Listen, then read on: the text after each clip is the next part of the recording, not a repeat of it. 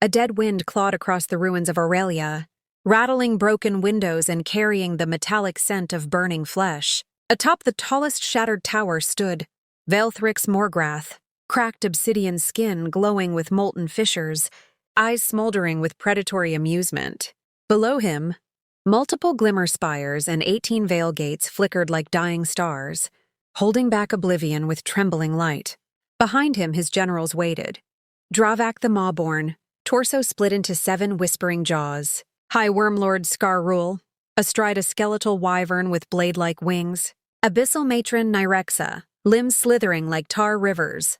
The Shadelash Triad, assassins who flickered like shattered reflections. Dravak's largest jaw rumbled. Little lights, dancing toward death. Nyrexa's fingers scorched handprints into stone. Skarrul's wings scraped the sky. Shall we strike, Apostle? Vaelthrix lifted one finger. Not yet. Let them hope. Let them strain. Let their hearts rise. His smile stretched, cruel and patient. Then we shall break them. A thunderous impact tore open the western plateau. Shadow beasts recoiled as a crater blasted outward, and from its heart rose King Elion. His armor was scorched, cloak tattered and smeared with soot, golden spear crackling with veil lightning that danced along the runes etched into its length. No longer hidden in sanctums, no longer issuing orders from afar, the king waded into the fray, every step leaving molten impressions on the stone. Not a ruler, a veteran of 100 forgotten wars. He cut through the first wave of shadowhounds with a brutal, precise grace. A shadow worm lunged, jaws snapping. Elion struck once, then twice, splitting it in two with a motion that seemed almost choreographed. Kalinvar's breath hitched. God above! The king fights? Karen snorted from a nearby rooftop. Told you royalty could be useful. Above, Vaelthrix tilted his head. A king who does not hide behind his throne. Fascinating. Dravak's jaws whispered. Let us devour him slowly. Patience. Vaelthrix murmured. He is amusing. A young soldier stumbled to Elion. Your Majesty! Veilgate 4 is collapsing! The hounds! Elion hurled his spear.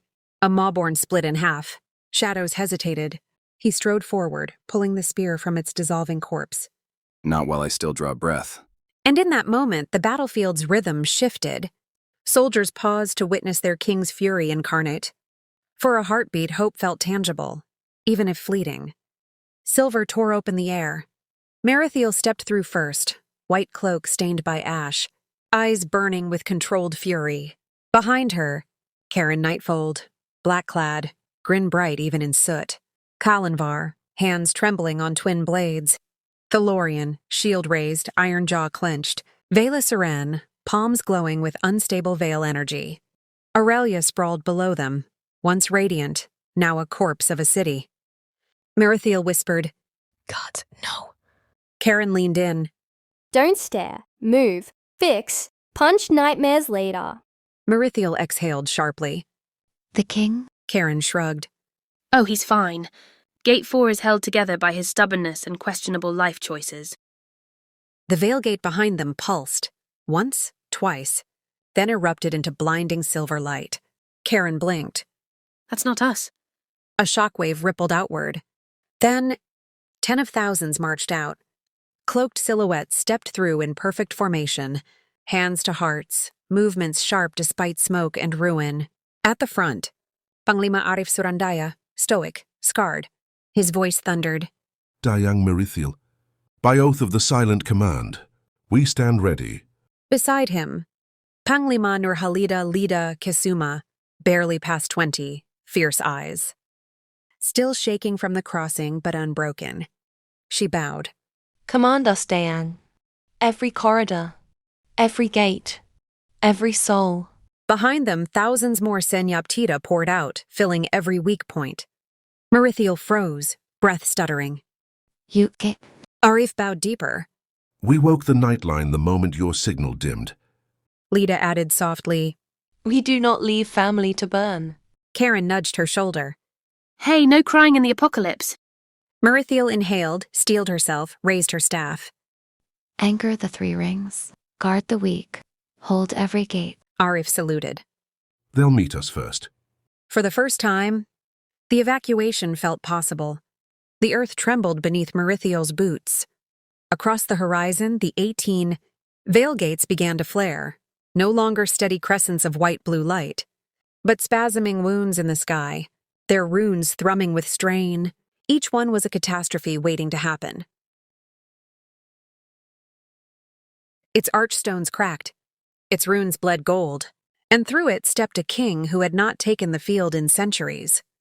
Elion strode into the battlefield like a storm-given flesh, cloak shredded, ancient armor glowing where the runes refused to die. His sword and spear burned with old oath fire, remnants of wars forgotten by all except him. A shadow lieutenant lunged. Elion didn't break stride. His spear punched straight through its throat, pinning it to the ground. Earthward! Wall formation! His voice boomed like a temple bell struck by lightning. Senyap-Titah, take the left flank! Senyap-Titah operatives poured in beside him, thousands of them, moving as one. Panglima Arif Surandaya raised his blade in salute. Panglima Nurhalida Lida Kisuma, barely past her 20s, barked orders with the precision of a veteran thrice her age. Left flank secured! Keep the line moving! Children clung to parents. Elders staggered on enchanted walkers. Scholars carried scrolls older than kingdoms. The mortal world had prepared for this exodus for centuries. And now those preparations paid off. Merithiel watched them flood through Gate 4, her heart tightening. They're ready, she whispered. Let's buy them time. Karen bumped her hip lightly. See? Apocalypse logistics, flawless. The sky ruptured. Shadow wyverns spiraled downward, spitting corrupted flame. Kalinvar leapt from one wyvern's back to another, blades carving bright arcs. He grinned down at Merithiel as another wyvern exploded behind him. Gate 6 handled! Don't tempt fate, Karen shouted as she decapitated a hound mid-slide.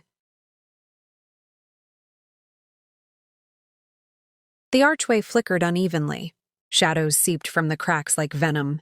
Thelorian stood before the gate like a living wall, shield raised. Bull rushing through a pack of hounds threatening a group of elderly evacuees. Move! He roared. All of you move! A mother stumbled.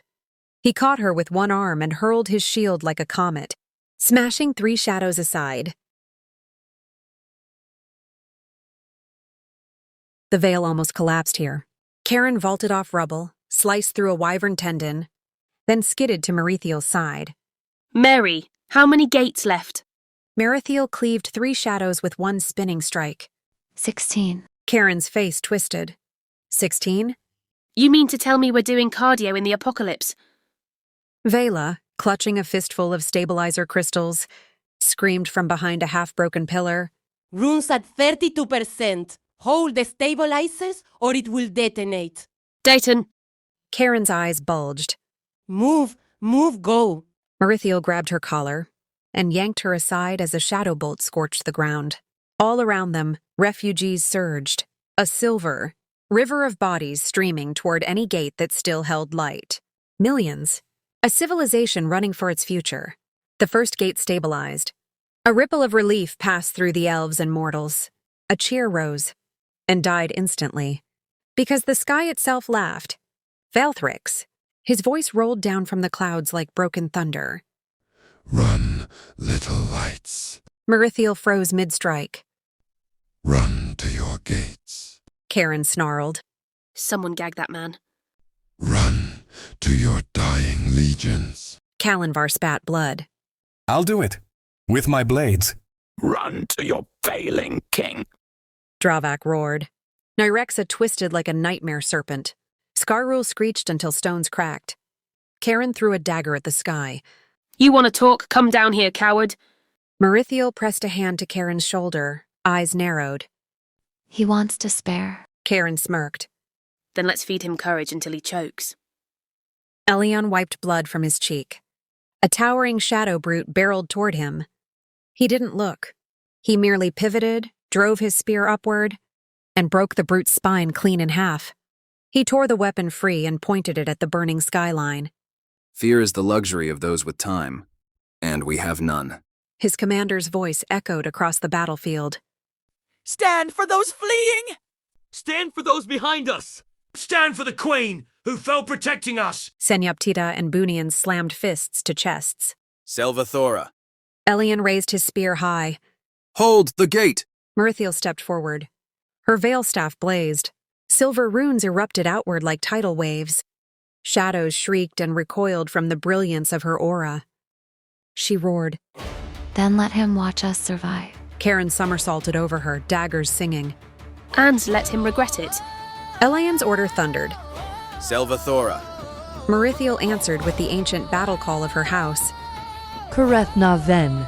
3 legions. Senyap-Titah. Refugees. Mortals. Bunians. A world at its breaking point. They roared together. Defiant, thunderous, unstoppable. Even mocked. Even hunted. Even drowning in darkness. Hope did not kneel. Merithiel whispered, "Come, Vaelthrix. Let's see if your laughter survives the light."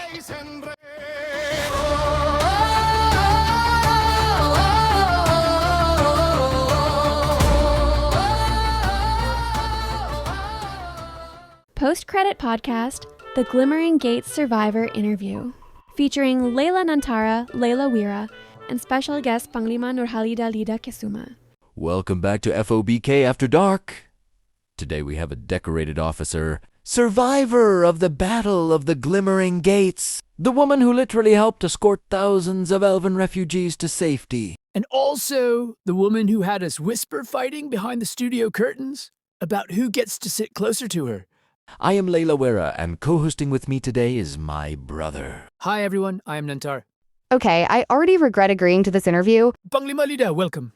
Can you walk us through what you saw on D-Day, when the Glimmering Gates were collapsing? Of course. The shadows were pouring in faster than we expected. The Senyap-Titah formed protective corridors, ushering refugees toward the active gates. The elven Veilguards were holding the flanks, but... Bro, ask her the question. Right. Panglima Lida, are you single? What does that have to do with the refugees? Look, it's relevant for morale. For historical completeness, future generations deserve to know. No, they do not. It's okay, we'll ease into it. Here's a smoother question. Do you see yourself dating, hypothetically, a writer? Why specifically a writer? Because, hypothetically, one of us is unstable, chronically sleep-deprived, and emotionally invested in tragic elf lore. And the other one writes pickup lines that should be declared biological weapons. Panglima. If you were a Veilgate, I'd walk through you even if the runes were flickering dangerously. Please do not walk through me. What does that even mean? Okay, here's mine. Lida, your beauty must be a glimmering gate, because my heart is experiencing catastrophic mana overflow. That is not a normal medical condition. Wait, I got a worse one. If looks could kill, Merithiel would personally classify you as an apostle of Vaelthrix. Stop comparing me to shadow apostles. Lida, are you a rune? Because every time you glow, I feel like I'm about to activate. I'm calling HR. Do we even have HR? Are you from the Deep Vale? Because every time I look at you, I start droning. Stop drowning in front of me, please. Last one. Lida, if loving you was a tactical breach, I'd willingly fail the mission. Why are you like this? Okay, back to the serious interview before she tases us. Where were we? Refugees. Yes, refugees. We were escorting them while shadows kept spawning along the cliffs. The elven children were crying, people were panicking, and we... Sorry. I lied. I have one more. Lida, are you a Glimmer Spire? Because my entire life depends on you stabilizing me. Oh, my GOD... Okay, listen. The reason I survived the Glimmering Gates wasn't my training. It's because I didn't have to deal with you two that day. Don't lie. You'd have saved us. I would. Reluctantly, while questioning every decision I ever made. Oh, she cares. Thank you, Panglima Lida, for your courage, your heroism, and your patience for surviving this interview.